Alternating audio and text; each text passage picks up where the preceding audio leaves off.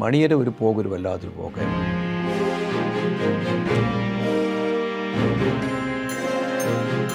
അപ്പോൾ എന്നോട് പുള്ളി പറഞ്ഞൊരു ഡയലോഗുണ്ട്, നമുക്ക് മറക്കാൻ പറ്റാത്ത. പറഞ്ഞു, ജീവിക്കാൻ വേണ്ടി വന്നാൽ ഞാൻ സിനിമ സംവിധാനം വരെ ചെയ്തു. ഞാൻ ഉറക്കെ ചിരിച്ചു പോയി. സംവിധാനം വരെ ചെയ്തേക്കും. ഒന്നാമത് സിനിമ എന്ന് പറഞ്ഞാൽ എല്ലാവരുടെയും ധാരണ സിനിമയിൽ എല്ലാവരും വളരെ സമ്പന്നരായി ജീവിക്കുന്ന ആൾക്കാരാണ്. സിനിമയിൽ സിനിമ ചെയ്യുന്നവനേ സിനിമയുള്ളൂ. അപ്പോൾ ഒരിക്കൽ നമുക്ക് ഒരാൾക്ക് കുറച്ച് അത്യാവശ്യമായിട്ട് ഒരു ഫണ്ട് കൊടുക്കണം. അപ്പോൾ അതിലൊരു ഡയറക്ടർ എന്നെ വിളിച്ച് ചോദിച്ചു, ചേട്ടാ എല്ലാം ഫണ്ടെല്ലാം ആയോ? ഞാനിടാൻ ചേട്ടാ 30 രൂപ. ഞാൻ അയ്യോ അത് വേണ്ട, നിങ്ങൾ ഇത് ഇട്ടതല്ലേ, എന്തിനാണ് എന്ന് ചോദിച്ചു. അപ്പോൾ അയാൾ പറഞ്ഞൊരു ഡയലോഗ്,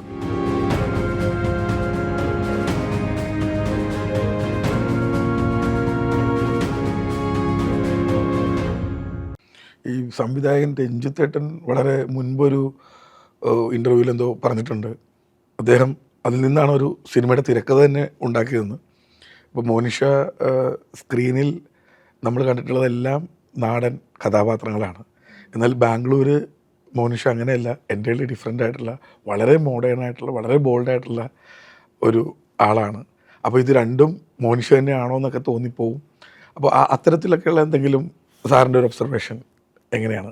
അല്ലേ, നമ്മളിപ്പോൾ ഈ പിന്നെ ഒരു ആർട്ടിസ്റ്റ്, മോനിഷ എന്നല്ല, അത് ഏതൊരു ആർട്ടിസ്റ്റായാലും നമ്മളൊരു കഥാപാത്രം, ഒരു നാടൻ കഥാപാത്രമാണ് നമ്മൾ എഴുതി വച്ചിരിക്കുന്നത്. നമ്മളൊരു ആർട്ടിസ്റ്റിനെ കൊണ്ടുവരുമ്പോൾ അവർ വരുന്നത് ചിലപ്പോൾ ഭയങ്കര മോഡേണിലാണ് വരുന്നത്. അപ്പം നമ്മൾ ഒരു ഡയറക്ടർ എന്നുള്ള നിലയ്ക്കല്ല, ഒരു എഴുത്തുകാരൻ, നമ്മൾ പണ്ടൊക്കെ ആണെങ്കിൽ ഈ ഫോട്ടോ കാണിക്കുമ്പോൾ ഒരു മോഡേൺ ഫോട്ടോസൊക്കെ നമുക്ക് അയച്ചു തരും. അല്ല ഇതല്ല, നിങ്ങൾ ഈ പാവാട ബ്ലൗസ് അല്ലെങ്കിൽ ധാവണി അങ്ങനെയൊക്കെയുള്ള ഫോട്ടോ എന്തെങ്കിലും ഉണ്ടോ കയ്യിൽ എന്ന് ചോദിക്കില്ലേ. അപ്പോൾ അങ്ങനെയുള്ള ഫോട്ടോ അങ്ങനെ പറഞ്ഞ, അപ്പോൾ നമ്മളിത് അങ്ങനെയുള്ള ഫോട്ടോ എടുത്ത് അയക്കാൻ പറയും, ആ ലുക്കിൽ എങ്ങനെ ഉണ്ടോയെന്ന് അറിയാൻ വേണ്ടി അല്ലേ. അപ്പോൾ നോക്കുമ്പോൾ കൊള്ളാമല്ല, ഭയങ്കര. അല്ലെങ്കിൽ നമുക്കിപ്പോൾ ഒരു കുട്ടിയെ കാണുമ്പോൾ പറയും, സാധാരണ ഇങ്ങനെ ഒരു മോഡേൺ വേഷം ഇട്ട് നിൽക്കുന്ന ഒരു കുട്ടി ഒരു നാടൻ വേഷം ഇട്ടുന്നതിൽ എങ്ങനെ ഉണ്ടാകുമെന്ന് ഡയറക്ടർക്ക് അറിയാൻ പറ്റും അല്ലേ. നമുക്കറിയാമല്ലോ അല്ലേ, ഈ കുട്ടി ഇങ്ങനെ വന്നാൽ എങ്ങനെ ഉണ്ടാവും. അതാണല്ലോ ഒരു സിനിമ ഡയറക്ടർ എന്ന് പറഞ്ഞാൽ അങ്ങനെ ഉണ്ടാവണമല്ലോ. അപ്പോൾ അവരവിടെ വന്നതൊക്കെ അവൾ മോഡേൺ ഡ്രസ്സിലാണ് വന്നത്. പക്ഷേ അത് കഴിഞ്ഞ് നമ്മളെ പാവാടയും ബ്ലൗസ് ഇടുമ്പോൾ നമ്മളെ നാടൻ കൊച്ചായി. അപ്പം നാടൻ കൊച്ചാകാൻ യോഗ്യതയുള്ള കുട്ടിയാണ് എന്ന് അറിഞ്ഞുകൊണ്ട് തന്നെയാണ് MT സാറും അരുൺ സാറും ആ കുട്ടിയെ ഒരു നായികയായി നിശ്ചയിച്ചത്. അല്ലേ. അപ്പോൾ അവരിപ്പം പിന്നെ ബാംഗ്ലൂർ പഠിക്കുന്ന, അവിടെ താമസിക്കുന്ന കുട്ടികളായിരിക്കും. അവരവിടെ എന്തായാലും അവിടെ പാവടയും ബ്ലൗസും ധാവണിയിട്ട് നടക്കുന്ന കാര്യമില്ല. അവിടെ എന്തായാലും മോഡേൺ ഇതായിരിക്കുമല്ലോ, അവരുടെ വസ്ത്രധാരണ അതായിരിക്കും. സ്കൂളിലൊക്കെ അവർ യൂണിഫോം ഉണ്ട്. അത് കഴിഞ്ഞ് പോകുമ്പോഴൊക്കെ അവർ ചുരിദാർ അങ്ങനെയുള്ള അന്നത്തെ മോഡേൺ വസ്ത്രം അതൊക്കെ ഉപയോഗിച്ച് പോകുന്നൊരു പെൺകുട്ടിയായിരുന്നു എന്നുള്ളതാണ്. ഈ കലാഭവൻ മണിച്ചേട്ടനെ പറ്റിയിട്ടൊന്ന് പറയാം. അതൊരു ഒറ്റ വാക്കിലൊന്നും പറയാൻ പറ്റുന്നതൊന്നും അല്ല. അത് മണി എന്ന് പറഞ്ഞാൽ മണിയുടെ ഒരു പോക്കൊരു വല്ലാത്തൊരു പോക്കായിരുന്നു. കാരണം അത്രത്തോളം സൗഹൃദം, സ്നേഹം മനസ്സ് പിടിച്ചവനാണ്. ഞാൻ ഈ സിനിമ ചെയ്യുന്നതിൻ്റെ ഇടയ്ക്ക് ഞാൻ ഷോർട്ട് ഫിലിംസ് കുറേ ചെയ്തിട്ടുണ്ട്. അങ്ങനെ ഞാൻ ബ്രാഹ്മണ്യം എന്ന് പറഞ്ഞൊരു ഷോർട്ട് ഫിലിം ഞാൻ തൃശ്ശൂർ ചെയ്യുക. ജോൺസൺ എസ്തപ്പാനായിരുന്നു എൻ്റെ സ്ക്രിപ്റ്റ് എഴുതിയത്. അപ്പോൾ അതിനകത്ത് VT അരവിന്ദാക്ഷ മേനോൻ, ജോസ് പെല്ലിശ്ശേരി, ശാന്തികൃഷ്ണ, CI പോൾ, അങ്ങനെ ഒത്തിരി. പിന്നെ ഓഫ്കോഴ്സ് നമ്മുടെ ഇടവേള ബാബുവായിരുന്നു അതിൽ സെൻട്രൽ ക്യാരക്ടർ ചെയ്തത്. മേഘനാഥ്, അവരൊക്കെയാണ് അതിൽ അഭിനയിച്ചത്. ഫിറോസ് എന്ന് പറഞ്ഞ ഒരാളാണ് എൻ്റെ അടുത്ത സുഹൃത്താണ് അത് പ്രൊഡ്യൂസ് ചെയ്തത്. അപ്പോൾ അതിലിങ്ങനെ ഒരു വേഷത്തിൽ എസ്തപ്പാൻ എന്നോട് പറഞ്ഞിങ്ങനെ കലാഭവൻ മണി എന്ന് പറഞ്ഞൊരു കക്ഷിയുണ്ട്, മിടുക്കനാണ്, നമുക്കൊരു വേഷം കൊടുക്കണമെന്ന് പറഞ്ഞു. ഞാൻ പറഞ്ഞു വിളിക്കുമെന്ന് പറയും, ചാലക്കുടിയിലാണ്. അപ്പോൾ നമ്മൾ അതിനകത്ത് ഇങ്ങനെ നോക്കുമ്പോൾ എസ്തപ്പാൻ എന്താ പറഞ്ഞു, നമുക്ക് ആ വെളിച്ചപ്പാടിൻ്റെ വേഷം കൊടുത്താലോ. ഞാൻ പറഞ്ഞു കൊടുക്കാം, വിളിക്കുമെന്ന് പറയും. അപ്പോൾ വിളിക്കുമെന്ന് പറഞ്ഞു, ഇയാളെ കിട്ടുന്നില്ല. പിന്നെ അവസാനം എൻ്റെ കൂടെ വർക്ക് ചെയ്ത അനിൽ C. പിള്ള, അയാളിപ്പോൾ സൗത്ത് ആഫ്രിക്കയിലാണ്. അയാളെ വിളിച്ച് തലയൊക്കെ മുട്ടയടിച്ച് മീശയൊക്കെ എടുത്ത് അങ്ങനെയാണ് അഭിനയിപ്പിച്ചത്. പക്ഷേ അതൊരു വലിയ സങ്കടകരമായ ഒരു കാര്യം എന്ന് പറയും, ഇത് എടുത്തതിന് ശേഷം ഈ മണി ഓടിപ്പടച്ച് അവിടെ വന്നു. ഞാൻ എന്ത് ലേറ്റായെന്ന് വെച്ചു. അതുകൊണ്ടും ലേറ്റായി പോയി സാറെന്ന് പറഞ്ഞു. ഞാൻ അന്ന് ആദ്യമായിട്ടാണ് കാണുന്നത്. വേർത്ത് കുളിച്ചാൽ മണി വന്നത്. പിന്നെ എൻ്റെ അടുത്ത് എസ്തവൻ പറഞ്ഞു, അവന് വരാൻ പൈസ ഇല്ലായിരുന്നു. അപ്പോൾ അങ്ങനെയൊക്കെ ഒരുപാട് കഷ്ടപ്പെടുകയും എന്നാൽ ദൈവം അത്രത്തോളം വാരി കോരി കൊടുക്കുകയും അവൻ്റെ കഴിവുകൾ മലയാളത്തിലും തെലുങ്കിലും തമിഴിലും ഒക്കെ പിന്നെ കാണിക്കാൻ അവസരവും കിട്ടിയ ഒരു നടനായിരുന്നു. പക്ഷേ പെട്ടെന്ന് അങ്ങ് പോയി. കാരണം ഒരുപാട് കാശുണ്ടാക്കി, ഒരുപാട് ആൾക്കാരെ സഹായിച്ചു, കൂടെ ഇങ്ങനെ വിളിക്കും. ആ ശബ്ദമൊക്കെ ഇപ്പം ഇങ്ങനെ ഒരു മനസ്സിനകത്ത് ഇങ്ങനെ മുഴങ്ങുന്ന ഒരു സാധനം മനീര ഒരു നമ്മളെപ്പോഴും ഒരാളെക്കുറിച്ച് ആലോചിക്കുന്നുണ്ടോ എന്ന് ചോദിച്ചാൽ ആലോചിക്കും. പക്ഷേ ആലോചിക്കുന്ന സമയത്ത് വളരെ ഇൻറ്റൻസാണ്. നമുക്ക് ആലോചിക്കുന്നത് ഭയങ്കര കട്ടിക്ക് ആലോചിക്കുന്നത് ഭയങ്കര വിഷമമുള്ള കാര്യമാണ് കാര്യം. മണി ഞാൻ അതുവഴി കാറിലൊക്കെ യാത്ര ചെയ്യുമ്പോൾ ഞാൻ മണിയെ വിളിക്കും. ചാലക്കുടി വരുമ്പോൾ ചിലപ്പോൾ അവിടെ വീട്ടിൽ ഉണ്ട്, പലപ്പോഴും വീട്ടിൽ പോയിട്ടുണ്ട്. ഒരിക്കലും പടം പ്രൊഡ്യൂസ് ചെയ്യാമെന്ന് പറഞ്ഞു, ഡിസ്ട്രിബ്യൂഷൻ ചെയ്യാമെന്ന് പറഞ്ഞു, ഒരു കഥ പറഞ്ഞു. അപ്പോൾ മണി പറയുന്ന കഥകൾക്ക് എന്തെങ്കിലും കുറച്ച് ഇതുണ്ടാവും, അംഗവൈകല്യം ഉണ്ടാവും. അപ്പോൾ അത്തരം സിനിമകൾ മണി പലതും ചെയ്തുകൊണ്ട് എനിക്ക് അത്ര വലിയ താല്പര്യം തോന്നിയില്ല. ഞാൻ പറഞ്ഞു നോക്കത് കഥയൊന്നും മാറ്റി പിടിക്കാമെന്ന് അയാളുടെ ഒരു മാനേജറുണ്ട്, അയാളോട് പറഞ്ഞിരുന്നു. പക്ഷേ അത് സംഭവിച്ചില്ല, നടന്നില്ല. കാരണം അതിന് കുറച്ച് മണി അസുഖമായി. അതുപോലെ തന്നെ മണി എനിക്ക് വേണ്ടി അത് കഴിഞ്ഞ് ഞാൻ ഇവിടെ ഈ പിന്നെ സീരിയലിൽ അഭിനയിക്കാൻ പറ്റാതെ വന്നപ്പോൾ, ഷോർട്ട് ഫിലിമിൽ അഭിനയിക്കാൻ പറ്റാതെ വന്നതിന് ശേഷം പിന്നെ മണിയെ ഞാൻ കാസ്റ്റ് ചെയ്യുന്നത് ദൂരദർശന് വേണ്ടി ഞാൻ ചെയ്ത ഒരു സീരിയലിൽ, അത് 13 എപ്പിസോഡ് സീരിയലാണ്. അതിൽ മണിക്കൊരു നല്ല വേഷം കൊടുത്തു. മണി അതിൽ കസറി. മലയാളികൾ ശരിക്കും മണിച്ചേട്ടൻ്റെ ഒരു പ്രകടനം ആസ്വദിക്കുന്നത് അതിലാണ്, ആ സീരിയലിലാണ്. അപ്പോൾ അത് കഴിഞ്ഞ് ഞാൻ ദൂരദർശന് വേണ്ടി ചെയ്ത വിനോദശാല എന്ന് പറഞ്ഞ സീരിയലിലാണ് മണി അഭിനയിക്കുന്നത്. അതൊരു ചെറിയ വേഷമായിരുന്നു, പക്ഷേ അത് മണിയുടെ പ്രകടനം കൊണ്ട് ആ സീനുകളങ്ങ് വലുതായി. ത്രൂ ഔട്ട് അത് മണി ഉണ്ടായിരുന്നു. പക്ഷേ അതാണ് മണി എന്ന് പറഞ്ഞൊരു നടനെ കുറേ ആൾക്കാർ കണ്ടത് ആ സീരിയലിൽ കൂടിയാണ്. ആ സീരിയലിൻ്റെ എഡിറ്റിംഗ് നടക്കുമ്പോഴൊക്കെ പല സംവിധായകരും എഴുത്തുകാരും ഒക്കെ അവിടെ വരും. ഇത് കണ്ടിട്ട് പറയും മലയാള സിനിമയിൽ പിന്നെ എന്തെങ്കിലും ആയേ പോവുള്ളൂ എന്ന് പറഞ്ഞ ആൾക്കാരുണ്ട്, എനിക്കിപ്പോഴും ഓർമ്മയുണ്ട്. പക്ഷെ അത്രത്തോളം ടൈമിങ്ങും മെമ്മറിയും ഭയങ്കര അസാധ്യമായ ഒരു നടനായിരുന്നു. കലാഭവൻ മണിയെ എന്ന് ഓർക്കാൻ തിരുവനന്തപുരത്ത് ഒരു കലാഭവൻ മണി റോഡുണ്ട്. അത് പലർക്കും അറിയാത്ത ചില കാര്യങ്ങളാണ് സാർ പറഞ്ഞത്. അതേപോലെ ശ്രീനിയേട്ടനുമായിട്ടുള്ളൊരു അനുഭവവും അദ്ദേഹത്തെ പറ്റിയിട്ടൊക്കെ ഉള്ളൊരു ഓർമ്മകളൊക്കെ ഒന്ന് പറയാം. മദ്രാശിയിൽ അദ്ദേഹം സാലിഗ്രാമം താമസിക്കുമ്പോൾ അതിന് മുമ്പ് ഞാൻ അദ്ദേഹത്തിൻ്റെ ഒരു മോഹൻ സാർ ഡയറക്റ്റ് ചെയ്ത ഒരു കഥ നുണക്കഥ അങ്ങനെ ഏതൊരു സിനിമയുടെ പ്രൊജക്ഷൻ ഉണ്ടായിരുന്നു തിരുവനന്തപുരത്ത്. അത് കണ്ടതിന് ശേഷം മദ്രാസിൽ ഞാൻ താമസിക്കുക. മദ്രാസിൽ വെച്ച് ഞാൻ അദ്ദേഹത്തെ കാണാൻ വേണ്ടി അദ്ദേഹത്തിൻ്റെ വീട്ടിൽ പോയിരുന്നു. പോയി കണ്ട് കുറേ നേരം സംസാരിച്ചു. അന്ന് പുള്ളി സിനിമകൾ മോഹൻ സാറിൻ്റെ കൂടെ സിനിമകൾ എഴുതുന്നു. അപ്പം ഇന്നസെൻ്റ് ഏട്ടനും ഇവരൊക്കെ ഒരുമിച്ചായിരുന്നു താമസമൊക്കെ, ഡേവിഡ് കാശിപ്പള്ളി. അപ്പോൾ ഞങ്ങൾ കുറേ നേരം സംസാരിച്ചപ്പോൾ ഞാൻ ചോദിച്ചു, സിനിമ സ്ക്രിപ്റ്റിൻ്റെ കാര്യമൊക്കെ സംസാരിച്ചുകൊണ്ടിരുന്നു. അപ്പോൾ ശ്രീനി അങ്ങനെ പറയുള്ളൂ, ഞാൻ എന്തൊക്കെ എഴുതുന്നു എന്നുള്ള രീതിയിലേ പറയുള്ളൂ, അല്ലാതെ ഞാൻ ഒരുപാട് ചെയ്തു എന്നൊന്നും അന്നൊന്നും അങ്ങനെ ഒരു അവകാശമൊന്നും എഴുതിയില്ല. അപ്പോൾ എന്നോട് പുള്ളി പറഞ്ഞൊരു ഡയലോഗുണ്ട്, നമുക്ക് മറക്കാൻ പറ്റാത്ത. എന്ന് പറഞ്ഞു,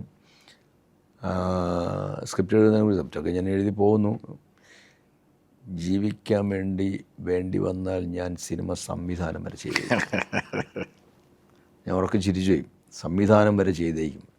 പക്ഷെ അത് കഴിഞ്ഞ് പുള്ളിയുടെ ആ ആദ്യ സിനിമ കാണുമ്പോൾ ഞാൻ ഇങ്ങനെ ഓർത്തുകൊണ്ടിരിക്കുകയായിരുന്നത്. പിന്നെ അത് ഞങ്ങൾ ഭയങ്കര സൗഹൃദമായിരുന്നു. കാരണം അദ്ദേഹം അത് കഴിഞ്ഞ് എൻ്റെ 1-2 സിനിമയിൽ അഭിനയിച്ചു. ഞങ്ങൾ ഷോകൾ ചെയ്തിട്ടുണ്ട്. 2009 2008 ഒരു 10-16 അമേരിക്കൻ ഷോകൾ ചെയ്തിട്ടുണ്ട്. നല്ല ബന്ധമായിരുന്നു അവസാനം വരെ. മരിക്കുന്നതിൻ്റെ ഒരു 4 ദിവസം മുമ്പ് അദ്ദേഹം ഒന്ന് വീണു, ഹോസ്പിറ്റലായി. അപ്പോൾ അവിടെ നമ്മുടെ ഒരു സഹപ്രവർത്തകയുണ്ട്, സോഫിയ. അപ്പോൾ അവർ ഹോസ്പിറ്റലിൽ നിന്നിട്ട് ഞാൻ അവരെ വിളിച്ച് പോയെന്ന് അന്വേഷിക്കുകയും വരുവാനായിട്ട്. അപ്പോൾ എന്നെ ഫോൺ ചെയ്ത് ശ്രീനിയേട്ടന് കൊടുക്കാൻ പറഞ്ഞ് കൊടുത്ത് ഞാൻ സംസാരിച്ചു. അത് വീഡിയോ കോളിലാണ് വന്നത്. അപ്പോൾ അത്രയും നീ എവിടെയെന്ന് ചോദിച്ചു. ഞാൻ പറഞ്ഞു, ഞാൻ ട്രിവാൻഡ്രത്താണ്, ഞാൻ അവിടെ വരുമ്പോൾ നേരിട്ട് വരാൻ കാണാമെന്ന് പറഞ്ഞു. അങ്ങനെ നമ്മൾ ആരെങ്കിലും അവിടെ പോകുന്നതും സംസാരിച്ചിരിക്കുന്നതൊക്കെ ഒരുപാട് ഇഷ്ടപ്പെട്ടിരുന്നു എന്നുള്ളതാണ്. ഒരു അവസ്ഥയാണ് അത്. അത് കഴിഞ്ഞ് ശ്രീനി ഒരു 4 ദിവസം കഴിഞ്ഞപ്പോഴാണ് ഞാൻ ഈ മരണ വാർത്ത അറിയുന്നത്. വളരെ ഞെട്ടിക്കുന്ന ഒരു വാർത്തയായിരുന്നു. ഒരിക്കലും അങ്ങനെ സുഖമില്ലാതെ ഇരിക്കുകയാണെങ്കിൽ നമ്മളിവിടെ വരുന്നു, ഇടയ്ക്ക് വരുമ്പോൾ പോകുന്നു, കാണുന്നു, സംസാരിക്കുന്ന ഒരു സന്തോഷമുള്ള കാര്യം. പുള്ളിക്കാണ് ഇത് ഏറ്റവും കൂടുതൽ ഇതുള്ളത് എന്നുള്ളതാണ്. അതെനിക്ക് തോന്നുന്നു ഈ ഒരു ഒരു ഒരു ഒരു സിനിമയിൽ നിന്നൊക്കെ മാറി ഒരു ഏജ് കഴിയുമ്പോഴേ അങ്ങനെയാണ്. ഞാൻ ഒരുപാട് ആൾക്കാർ ശ്രദ്ധിച്ചിട്ടുണ്ട്. നമ്മളെ കൂടെ പ്രവർത്തിച്ച ഒരുപാട് ആൾക്കാരിപ്പോൾ ദൈവസഹായം കൊണ്ട് നമ്മൾ ഇങ്ങനെ ഇരിക്കുന്നു. പക്ഷേ ചില ആൾക്കാർ പുറത്തിറങ്ങാൻ നിവർത്തിയില്ലാതെ, സഹപ്രവർത്തകരെ കാണാൻ പറ്റാതെ ഇരിക്കുന്ന ഒരുപാട് ആൾക്കാരുണ്ട്. അപ്പോൾ അവിടെയൊക്കെ നമ്മൾ അവരെയൊക്കെ ഒന്ന് വിളിച്ചാൽ തന്നെ ഒരുപാട് നേരം അവർ സംസാരിക്കും, പഴയ കാര്യങ്ങൾ സംസാരിക്കും. അവർക്ക് ഒരു എനർജിയാണ്. പിന്നെ അവരെ നമ്മൾ പോയി കണ്ടാലോ അവർക്ക് ഒരുപാട് കാര്യങ്ങൾ സംസാരിക്കാനുണ്ട്, പഴയ കാര്യങ്ങളൊക്കെ. സത്യത്തിൽ എനിക്ക് തോന്നിയിട്ടുണ്ട് ഇങ്ങനെ സിനിമാക്കാർക്കൊക്കെ ഇങ്ങനെ, അതായത് ഒന്നാമത് സിനിമ എന്ന് പറഞ്ഞാൽ എല്ലാവരുടെയും ധാരണ സിനിമയിൽ എല്ലാവരും വളരെ സമ്പന്നരായി ജീവിക്കുന്ന ആൾക്കാരാണെന്ന്. അതൊരു പണ്ട് പോലുള്ള ഒരു തോന്നലാണ്. സിനിമ ചെയ്യുന്നവനേ സിനിമയുള്ളൂ, അത്രയേ ഉള്ളൂ. എല്ലാവരെയും നമ്മളിപ്പോൾ ഈ സിനിമ എന്ന് പറയുമ്പോൾ പിന്നെ മമ്മൂട്ടി, മോഹൻലാൽ അല്ലെങ്കിൽ ആ ലെവൽ കാണുന്ന ആൾക്കാരാണ്. താഴെ നമ്മൾ ഈ പറയുന്ന പ്രൊഡക്ഷനിൽ നമുക്ക് സമയാസമയത്ത് ഭക്ഷണം തരുന്ന ആൾക്കാർ, വണ്ടി ഓടിക്കുന്ന ആൾക്കാർ, അസിസ്റ്റൻറ്റ് ഡയറക്ടേഴ്സ്, ഇവരൊക്കെ എങ്ങനെ ജീവിക്കുന്നത്? അവരൊക്കെ ഒരു വർഷത്തിൽ ഇറങ്ങുന്ന ഒരു 150-200 സിനിമയിൽ ഇത്രയും ആൾക്കാർക്ക് ജോലിയില്ല. പിന്നെ ജോലി വാങ്ങിച്ചു കൊടുക്കാൻ പറ്റില്ല എല്ലാവർക്കും, അവരവരുടെ കഴിവനുസരിച്ച് ജോലി കിട്ടുമെന്നുള്ളതേ ഉള്ളൂ. അപ്പോൾ അങ്ങനെ വരുന്ന ആൾക്കാരൊക്കെ ഭയങ്കരമായിട്ട് ബുദ്ധിമുട്ടുന്നുണ്ട്. ജോലിയില്ലാതെ അവർക്ക് വേറെ വരുമാനമില്ല. നമുക്കിപ്പോൾ ഈ പറയുന്ന ഗവൺമെൻറ് കൊടുക്കുന്ന 4000 രൂപ വരെ ഒരു പെൻഷനാണ്. 60 വയസ്സ് കഴിഞ്ഞിട്ട് പെൻഷൻ മാത്രമേ ഉള്ളൂ. ഇവൻ്റെ നല്ല പ്രായത്തിൽ ഒരു കലാകാരൻ, ഒരു സിനിമാ പ്രവർത്തകൻ അവൻ്റെ വേർപ്പ് മുഴുവൻ ഇതിനുവേണ്ടി ചിലവാക്കുന്നു. അവൻ്റെ നല്ല പ്രായം, അവൻ്റെ ചെറുപ്പവും ആരോഗ്യമുള്ള സമയം മുഴുവൻ ഉപയോഗിക്കുന്നു. പക്ഷെ അത് ചിലപ്പോൾ കയ്യിരിപ്പുണ്ട് കാശില്ല കളയുന്ന ആൾക്കാരുണ്ട്. അല്ലാതെ പോലും ഇത് ഒന്നും സേവ് ചെയ്യാൻ പറ്റാതെ അവസാനം ഭാര്യയും മക്കളും വാടക വീടുമായിട്ട് അസുഖമായിട്ട് ജീവിക്കുന്ന ഒരു പിടി ആൾക്കാരുണ്ട്. അവർക്ക് ഒന്നും ചെയ്യാൻ പറ്റുന്നില്ല. അപ്പം ഞാൻ എവിടെയെങ്കിലും കുറച്ച് ഭൂമിയുള്ള സമ്പന്നരായ ആൾക്കാരോ സർക്കാരോ കുറച്ച് ഭൂമി തന്നാൽ അവിടെ ഒരു റൂമുള്ള ഒരു 10-25 വീടുകൾ ഉണ്ടാക്കി വയ്ക്കുക. ഈ വാടകയ്ക്ക് താമസിക്കുന്ന ആൾക്കാരെ അവിടെ താമസിപ്പിക്കുക. അവരൊരുമിച്ച് കാണാനും വൈകുന്നേരങ്ങളിൽ കൂടാനും അവരുടെ പഴയ കാര്യങ്ങൾ സംസാരിക്കാനും അവർക്കൊരവസരം കിട്ടുക എൻ്റെ സ്വപ്നമാണ് അങ്ങനെ ഒരു സംഭവം എന്ന് പറഞ്ഞാൽ. അവർക്ക് കൃത്യമായി, കാരണം മരുന്നില്ലാതെ ഇന്ന് ഒരാൾ ജീവിക്കാൻ പറ്റില്ല. കാരണം മരുന്നിന് അത്രയും വിലയാണ്.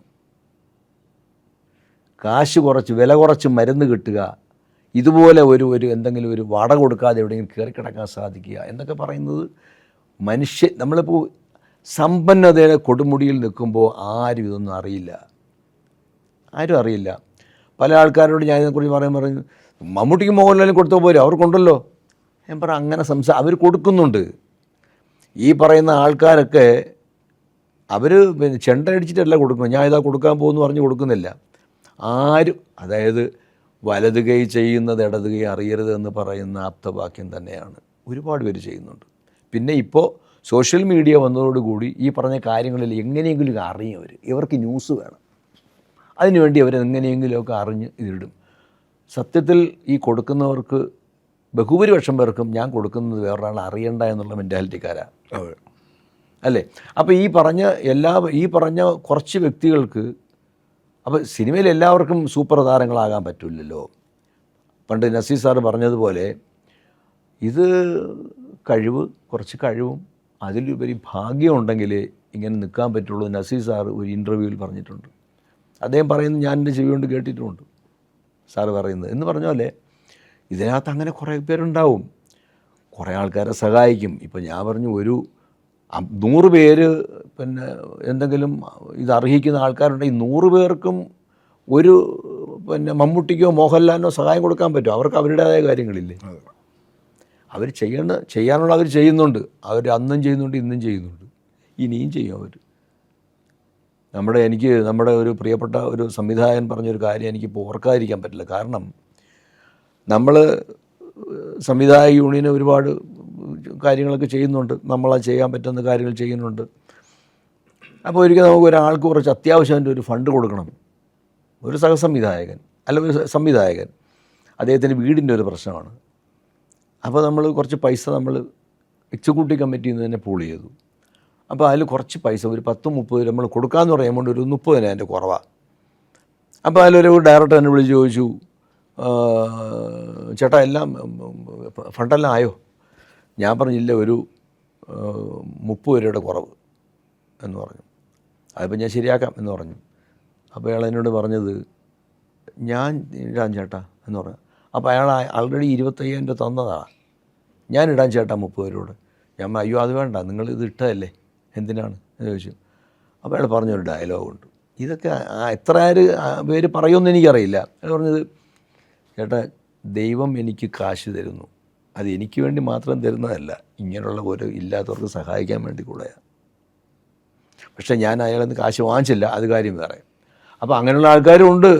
നമ്മൾ കിട്ടുമ്പോൾ നമ്മളതിൽ ഒരു 100 രൂപ കിട്ടിയാൽ അതിൽ നിന്ന് കുറച്ച് നമ്മളെ മറ്റാർക്കെങ്കിലും ഇത് അർഹിക്കുന്ന ആൾക്കാർ കൊടുക്കുക എന്നുള്ള സംഭവമുണ്ട്. സാറിനെ പറ്റി പറയുമ്പോൾ എല്ലാവർക്കും അറിയാം, ഹരിഹരൻ സാറിൻ്റെ ശിഷ്യൻ.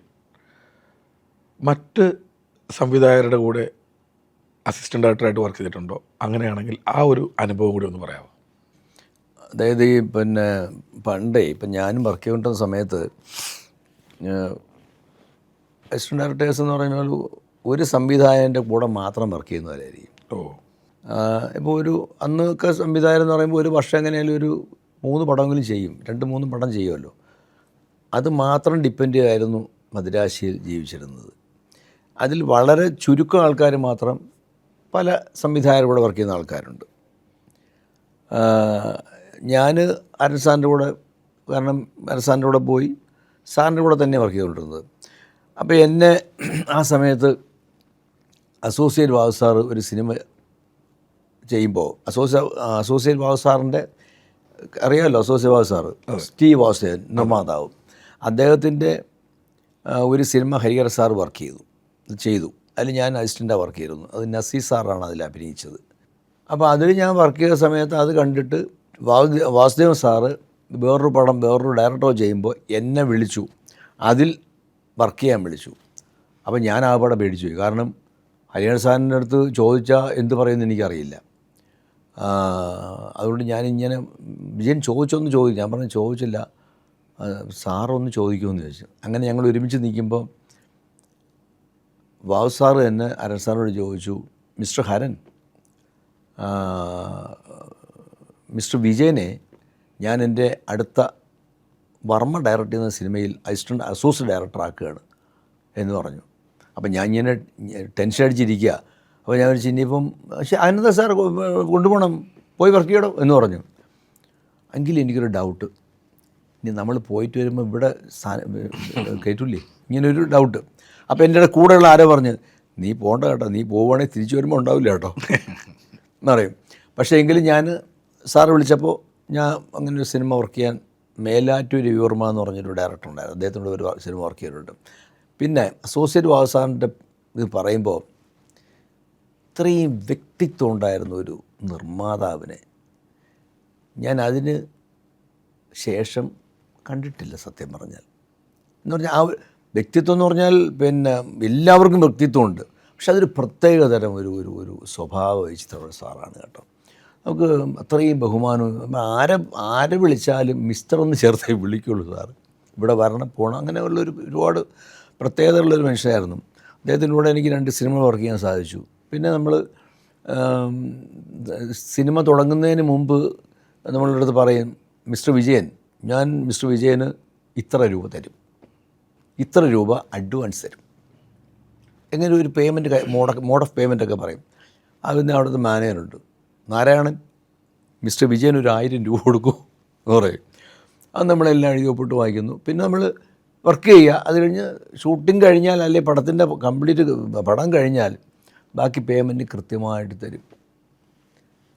പറയുന്ന എമൗണ്ട് ചിലപ്പോൾ അത് കുറവായിരിക്കാം, പക്ഷേ എങ്കിലും അതൊരു വലിയൊരു അങ്ങനെയൊക്കെയുള്ള ഒരുപാട് പ്രൊഡക്ഷൻ ഹൗസസ് അവിടെ ഉണ്ടായിരുന്നുള്ളതാണ് ആ കാലത്ത്. അപ്പോൾ ഞാൻ പറഞ്ഞ അന്നൊന്നും കൂടെ കമ്പാരിസനൊന്നുമില്ല, അന്ന് അങ്ങനെയാണ്. ഇന്നത്തെ കാര്യം വേറൊരു രീതിയിൽ ഇന്നും കാശ് കൊടുക്കുന്നുണ്ട്. പ്രത്യേകിച്ച് നമ്മളെ ഫെഫ്ക നിലവിൽ വന്നതിന് ശേഷം നമ്മുടെ മെമ്പേഴ്സിന് കംപ്ലൈൻറ്റ് തരാത്തവർക്ക് പോലും നമ്മൾ കാശ് വാങ്ങിച്ചു കൊടുക്കുന്നുണ്ട് വരെ പറഞ്ഞാലല്ലേ, കാശ് കിട്ടുന്നുണ്ട്. പക്ഷേ എങ്കിലും അന്ന് ഈ പറഞ്ഞ പോലെ കാശ് കൊടുക്കാത്ത ആൾക്കാരും ഉണ്ടായിരുന്നു അല്ലേ.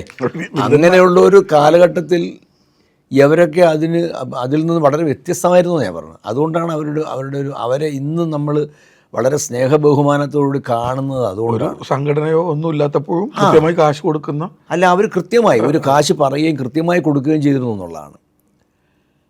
പിന്നെ അവിടുന്ന് പുതിയ തലമുറയിലേക്ക് മാറുന്ന സമയത്താണ് ഒരു ചെറിയൊരു മൂല്യച്യുതി സംഭവിച്ചത്. ചെക്കുകൾ കൊടുക്കും, അതവിടെ ഇരിക്കും, ഇത്രേ ഉള്ളൂ. നമ്മളിപ്പോൾ ഞാനന്ന് ഹരിഹരൻ സാറിൻ്റെ കൂടെ വർക്ക് ചെയ്യുമ്പോൾ ഒരു സിനിമയിൽ നമ്മൾ ചെറിയ പൈസ കിട്ടുള്ളൂ. സെൻസറിന് വേണ്ടി സ്ക്രിപ്റ്റ് എഴുതി കൊടുക്കും. ഈ സെൻസർ സ്ക്രിപ്റ്റ് എഴുതുന്നതിന് ഒരു 300 രൂപ കിട്ടും. അപ്പോൾ ഈ 300 രൂപ അന്ന് വലിയ എമൗണ്ടാണ്. അപ്പോൾ ഞങ്ങൾ രാത്രി ഒരു 2-3 ദിവസം നൈറ്റ് ഉറങ്ങാതിരുന്ന് എഴുതിയാലേ തീരുള്ളൂ. എഴുതി ഫുട്ടേജൊക്കെ എഴുതി ഭയങ്കര കൊണ്ട് കൊടുക്കും. 2-3 കോപ്പി എടുക്കും. ഇതിൻ്റെ അടിയിൽ 2 കാർബൺ വയ്ക്കണം. അപ്പോൾ എത്രത്തോളം ഫോഴ്സിൽ നമ്മൾ എഴുതണമെന്ന് ആലോചിക്കുക. അങ്ങനെ 3 കോപ്പിയായിട്ട് എഡിറ്റിംഗ് റൂമിൽ പോയി. എൻ്റെ പ്രൊഡ്യൂസർ ഉണ്ടായിരുന്നു, പ്രൊഡക്ഷൻ കൺട്രോളർ ഉണ്ടായിരുന്നു. അവർ സെൻസറിന് പോവുകയാണ്. അതിന് മുമ്പ് കൊണ്ടുവന്ന് കൊടുക്കണം. കൊണ്ടുവന്ന് കൊടുത്തപ്പോൾ പുള്ളി വണ്ടി കയറി പോയി. അപ്പം ഞാൻ പറഞ്ഞു, സാർ പൈസ കിട്ടിയില്ല എന്ന് പറഞ്ഞു. പിന്നെ അവർ കിട്ടുന്നില്ലല്ലോ. അപ്പോൾ പുള്ളി പറഞ്ഞു, ഒരു 100 രൂപ എടുത്തിരിക്കുക തന്നത്. ഇതിൻ്റെ പുള്ളി പറഞ്ഞു, സാർ ഞാൻ പറഞ്ഞു ഇങ്ങനെ കാണിച്ചു, ഞങ്ങൾ ഇനി പടം എടുക്കൂടോ എന്ന് പറഞ്ഞ് ഞങ്ങൾ പോയി. നമുക്ക് ഇന്ന് ഈ ജോലി ചെയ്തവർക്ക് കാശ് വാങ്ങിച്ചു കൊടുക്കുമ്പോൾ ഭയങ്കര സന്തോഷമാണ്.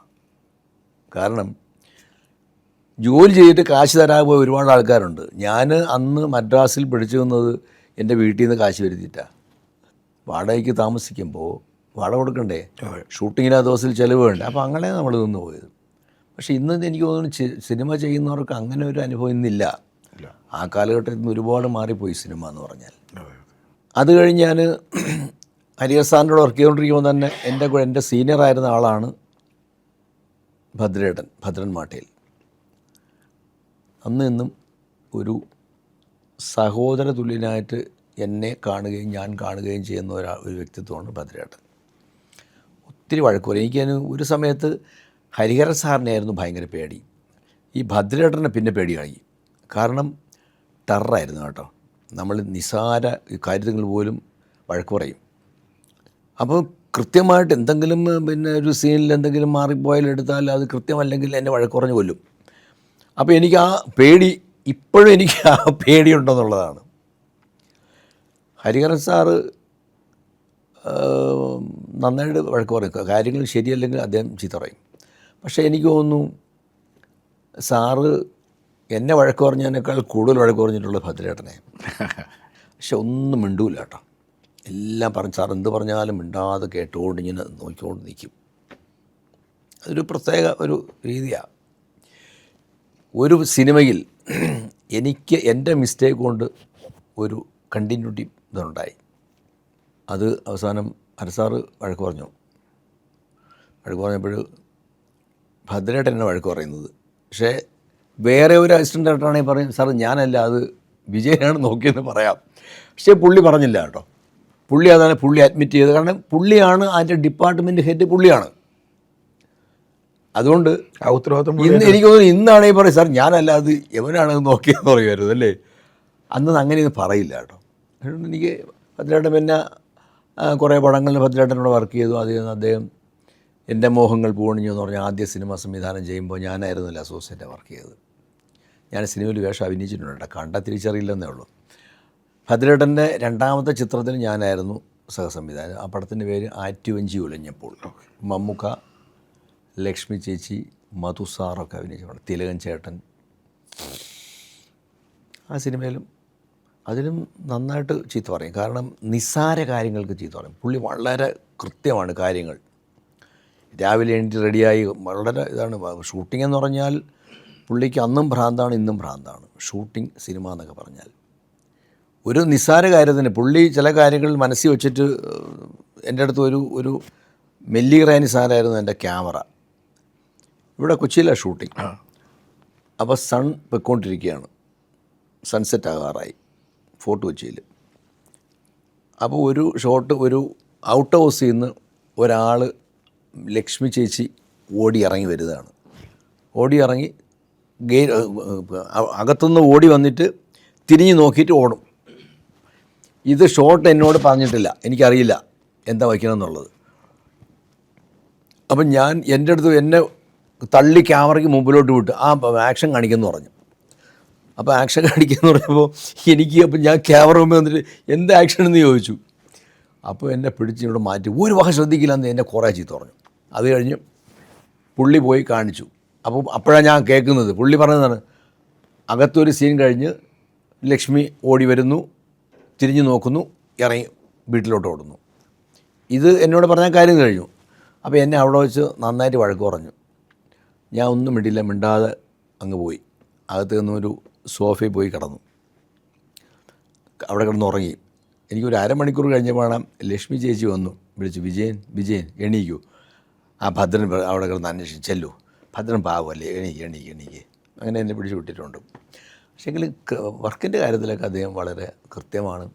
അന്ന് ഈ വഴക്കൊക്കെ ഷൂട്ടിംഗ് സമയത്തൊക്കെ ഈ വഴക്കൊക്കെ പറയുമെങ്കിൽ പോലും അത് കഴിഞ്ഞാൽ ഞങ്ങൾ തമ്മിൽ വളരെ എന്താ പറയുക, ഒരു സഹോദര സ്നേഹം തന്നെയാണ് അന്ന് നിന്നുകൊണ്ടത്.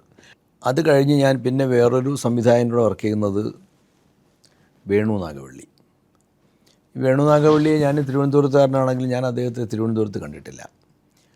എവിടെയോ ഒരു ശത്രു എന്ന് പറഞ്ഞ സിനിമയുടെ ഷൂട്ടിംഗ് വയനാട് നടക്കുമ്പോൾ അവിടെ വെച്ചാണ് ഞാൻ വേണുചേട്ടനെ ആദ്യം കാണുന്നത്. നമുക്ക് അത് ഒരു ആദ്യത്തെ കാഴ്ചയിൽ തന്നെ നമുക്ക് ഇഷ്ടപ്പെടുന്ന ഒരു വ്യക്തിത്വമായിരുന്നു വേണുചേട്ടൻ.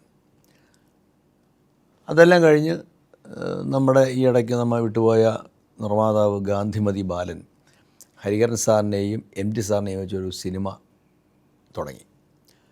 എൻ്റെ അസോസിയേറ്റ് ഡയറക്ടർ ഞാനായിരുന്നു. കോഴിക്കോട് ആയിരുന്നു എൻ്റെ ഷൂട്ടിംഗ്. മോഹൻലാൽ, സോമേട്ടൻ ഒക്കെ ആയിരുന്നു. ഷൂട്ടിംഗ് കഴിഞ്ഞ് അപ്പോൾ ആക്ച്വലി അത് ഒരു ഷെഡ്യൂൾ കഴിഞ്ഞ് നിന്നുപോയ സിനിമയാണ്. പിന്നെ ആ സിനിമ വേറെ ഒരു പേരിൽ ആ സിനിമ ശശിയേട്ടൻ സംവിധാനം ചെയ്ത് വന്നിട്ടുണ്ട്. ആ സിനിമയിലാണ് ഞാൻ ഈ ഗാന്ധിമതി ബാലനെ പരിചയപ്പെടുന്നത്. വളരെ വൈബ്രൻ്റ് ആയിട്ടുള്ള ഒരു നിർമ്മാതാവ്, നല്ല സിനിമകൾ എടുക്കുക, അങ്ങനെയുള്ള അദ്ദേഹം. ആ സിനിമ നിന്നുപോയതിന് ശേഷം ഒരു ദിവസം എന്നെ വിളിച്ചു, മദിരാശിയിൽ വിളിച്ചു പറഞ്ഞു, ഞാനിങ്ങനെ ഒരു സിനിമ ചെയ്യാൻ പോകുന്നുണ്ട്, വേണു നാഗവള്ളി സംവിധാനം ചെയ്യുകയാണ്, വിജയൻ അസോസിയേറ്റ് വർക്ക് ചെയ്യാൻ പറ്റുന്നത്. അങ്ങനെയാണ് ഞാൻ സത്യത്തിൽ എൻ്റെ മദിരാശി ജീവിതമൊക്കെ അവസാനിപ്പിച്ച് ഞാൻ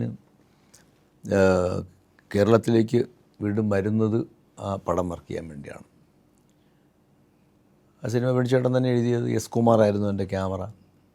നന്നായിട്ട് ഹിറ്റായി എന്ന സിനിമയാണ്. വേണിച്ചേട്ടൻ്റെ കൂടെ വളരെ സുഖമായിരുന്നു വർക്ക് ചെയ്യാൻ. രാവിലെ ഞങ്ങൾ ഒരുമിച്ച് റെഡിയായി വിത്ത് നിർമ്മാതാവ് ഒരുമിച്ചാണ് പോകുന്നത്. നിർമ്മാതാവ് കാറും കൊണ്ടുവരും, രാവിലെ പോകും, ഷൂട്ടിങ് കഴിഞ്ഞിട്ടേ വരുള്ളൂ. അപ്പോൾ ഇതൊക്കെ പറയുമ്പോൾ ഞാൻ ഓർക്കുന്നത്, നമ്മുടെ ഇന്ന് ഷൂട്ടിംഗ് ദിവസങ്ങൾ എന്താ ഇപ്പം 60 ദിവസം പറയുന്നു, 120 ദിവസം ഷൂട്ട് ചെയ്തു എന്ന് പറയുന്ന ഒരു സിനാരിയോ ഇപ്പോൾ ഉണ്ടല്ലോ. അപ്പോൾ അത് ഞാൻ ഒരു ആലോചിച്ചത്, ഈ നിർമ്മാതാവ് എന്ന് പറയുന്ന ആൾ, അന്ന് ഈ പറയുന്ന നിർമ്മാതാവ് രാവിലെ ഉത്തരവാദിത്തോടുകൂടി തന്നെ നമ്മുടെ കൂടെ ഉണ്ടാവും.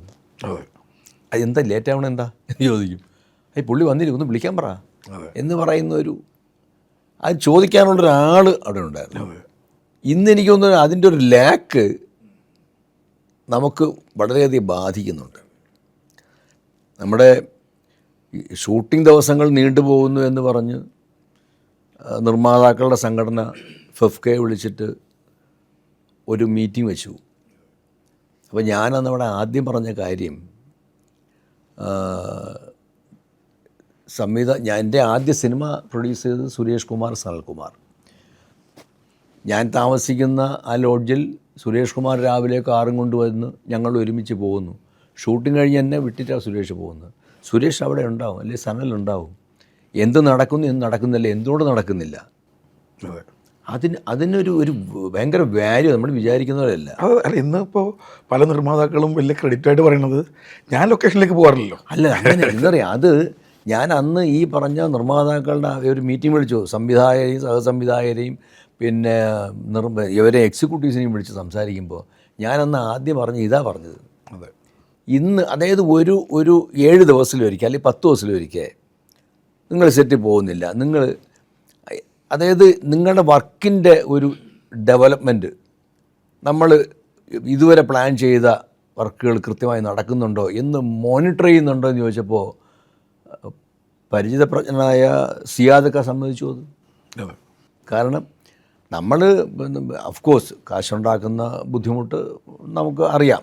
കാരണം ചോരുണ്ടെങ്കിലേ ചിത്രം വരയ്ക്കാൻ പറ്റുള്ളൂ. നമ്മളിപ്പോൾ ഒരു ആർട്ടിസ്റ്റിൻ്റെ ഡേറ്റ് വാങ്ങിച്ചു, ഒരു പ്രൊഡ്യൂസറെ വിളിച്ചു, സിനിമ നിർമ്മിക്കുന്നു, അത് ഓടാതിരിക്കാം. പക്ഷെ എങ്കിൽ പോലും നമ്മൾ പറയുന്ന ദിവസം സിനിമ തീർത്തു കൊടുത്താൽ ചിലപ്പോൾ എനിക്ക് തോന്നുന്നു 1ാമത്തെ നിലയും താഴെ വീഴുന്നതും 4ാമത്തെ നിലയും താഴെ വീഴുന്ന തമ്മിലുള്ള വ്യത്യാസം ഉണ്ടാവും, അല്ലേ? അപ്പോൾ ഞാൻ പറയുന്നത് നിർമ്മാതാവിൻ്റെ ഒരു നോട്ടം. ഞാൻ പറയും ഇപ്പോൾ രാവിലെ വരണ്ട. അതെ, ഇപ്പം എല്ലാവരും അല്ല പറയുന്നത്, അങ്ങനെ ഒരുപാട് നടക്കുന്നുണ്ടെന്ന് പറഞ്ഞാൽ. അതുകൊണ്ടൊക്കെ ഈ ഷൂട്ടിങ്ങിൻ്റെ ഡേറ്റുകൾ നീണ്ടു പോകാൻ അതൊരു കാരണമാണ് എന്ന് എനിക്ക് ഉറപ്പിച്ച് പറയാൻ പറ്റും. ഇപ്പോൾ സാറിനോട് ഇങ്ങനെ വിശേഷങ്ങൾ പറഞ്ഞിരുന്നാൽ എത്ര സമയം എടുത്താലും അതിങ്ങനെ തീരാതെ വരും. ഇപ്പോൾ നമുക്കിത് വൈൻഡപ്പ് ചെയ്യേണ്ടതുള്ളതുകൊണ്ട് എൻ്റെ ഒരു ചോദ്യത്തോടു കൂടി, അതായത് മലയാള സിനിമയിലെ ഒരു കാലഘട്ടം സുകുമാരൻ സാറും സോമൻ സാറുമായിരുന്നു. ആ കാലഘട്ടത്തിലൂടെ കടന്നു വന്നൊരു വ്യക്തി എന്നുള്ള നിലയിൽ അവരെ പറ്റിയിട്ട് കൂടി ഒന്ന് പറഞ്ഞിട്ട് നമുക്കിത് അവസാനിപ്പിക്കാം. സുഖേട്ടൻ നായകവേഷം ചെയ്യുമ്പോൾ തന്നെ എന്താ പറയുക, ക്യാരക്ടർ വേഷങ്ങളൊക്കെ ചെയ്തുകൊണ്ടിരുന്നിട്ടുണ്ട് ആ കാലത്ത്. അപ്പോൾ എനിക്ക് എൻ്റെ അനുഭവത്തിൽ ഈ ഇത്രയും മെമ്മറി, 2-3 പേജ് ഡയലോഗ് കിട്ടിയാൽ ഒന്നും നോക്കിയിട്ടുണ്ടല്ലോ, ടേക്ക് എന്ന് പറയും. അധികം സംസാരിക്കാറില്ല, അതിൽ ഒരു പ്രത്യേക ക്യാരക്ടറാണ്. അല്ല, അത് തന്നെയാണ് ഇപ്പോൾ പൃഥ്വിരാജും. ഓഫ്കോഴ്സ് അതാണ് ഞാൻ ഈ പറഞ്ഞു വരുന്നത്. അത്രയും ബൈ ഹാർട്ട് ചെയ്തിട്ടുണ്ടല്ലോ. ഇപ്പോൾ ഡബ്ബിങ് തിയേറ്ററിൽ പോകുമ്പോൾ ചിലപ്പോൾ ഒരു ഡബ്ബിങ്ങിന് ഞാനാ കൂടെ പോകുന്നത്. സാർ വന്നില്ല, അരസാർ വന്നില്ല. അന്നൊക്കെ ഡബ്ബിങ്ങിന് ഹരിഹരൻ സാർ ഹരിഹരൻ സാറെന്നല്ല, ഡയറക്ടർമാരുണ്ടാവും, മസ്റ്റാണത്. അപ്പോൾ ചില സമയത്ത് വിശ്വാസമുള്ള അസിസ്റ്റൻസിന് കൂടെ അയക്കും. എന്നിട്ട് പുള്ളി കേൾക്കും വന്നതിന് ശേഷം. ചിലപ്പോൾ എന്തെങ്കിലും മാറ്റിയെടുക്കും. അപ്പോൾ ഡബ്ബിങ്ങിന് പോയപ്പോൾ പുള്ളി സ്ക്രിപ്റ്റ് എടുത്ത് കൊടുത്തു. കുറേ ഞാൻ വിചാരിച്ചാൽ ആദ്യത്തെ 2-3 ആയിരിക്കും പറയുന്നതെന്ന്. ഒരു 8-10 അത് എടുത്തിട്ട് ഒന്ന് നോക്കി റെഡി ടേക്ക് എന്ന് പറഞ്ഞു. അപ്പോൾ ഞാൻ ചേട്ടാ നോക്കണ്ടേ? ഇല്ല എടുക്കാം ടേക്ക്. നമുക്ക് അതിശയിച്ചു പോകും കേട്ടോ, അതിശയിച്ചു പോകും അദ്ദേഹം ഡബ് ചെയ്യുന്നുണ്ടാൽ. അത് ഷൂട്ടിങ്ങിലായാലും ശരി, ഡബ്ബിങ്ങിലാണ് ശരി, ആ കഴിവ് കിട്ടിയിട്ടുള്ളത് പൃഥ്വിരാജിനാണ്. അതുപോലെ തന്നെ രാജു ഭയങ്കര മെമ്മറി. രണ്ടുപേരും ഓഫ്കോഴ്സും ഞാൻ പൃഥ്വിരാജിൻ്റെ കാര്യം മാത്രമല്ല, ഇന്ദ്രനും അങ്ങനെയാണ് കേട്ടോ, മിടുക്കനാ. രണ്ടുപേരും നല്ല അച്ഛൻ്റെ കഴിവുകൾ കിട്ടിയിട്ടുള്ള 2 മിടുക്കന്മാരായ നടന്മാരാണ് അദ്ദേഹത്തിൻ്റെ മക്കൾ രണ്ടുപേരും. പിന്നെ സോമേട്ടൻ്റെ കാര്യം പറഞ്ഞാൽ, സോമേട്ടൻ വേറൊരു കുറച്ച് കൂടുതലൊന്ന് നമ്മളൊന്ന് അടുത്ത് പഴകി പോകുന്ന ആളല്ലേ. അതേപോലെ തന്നെ നമുക്ക് ചില പ്രത്യേകതകളുണ്ട്. അദ്ദേഹത്തിൻ്റെ കൂടെ ഒരു 2-3 പടത്തിൽ അസിസ്റ്റൻ്റ് വർക്ക് ചെയ്തിട്ടുണ്ട്. വളരെ ലൈവാണ്, ഇച്ചിരി കോമഡിയൊക്കെ അടിച്ച് അങ്ങനെ നിന്ന് സംസാരിക്കും. സ്നേഹമുള്ള മനുഷ്യനാണ്, എവിടെ വെച്ച് കണ്ടാലും. നല്ല അനുഭവങ്ങളാണ് എനിക്ക് അവരിൽ നിന്നൊക്കെ ഉണ്ടായിട്ടുള്ള ഒരു നടൻ എന്നുള്ള നിലയ്ക്ക്.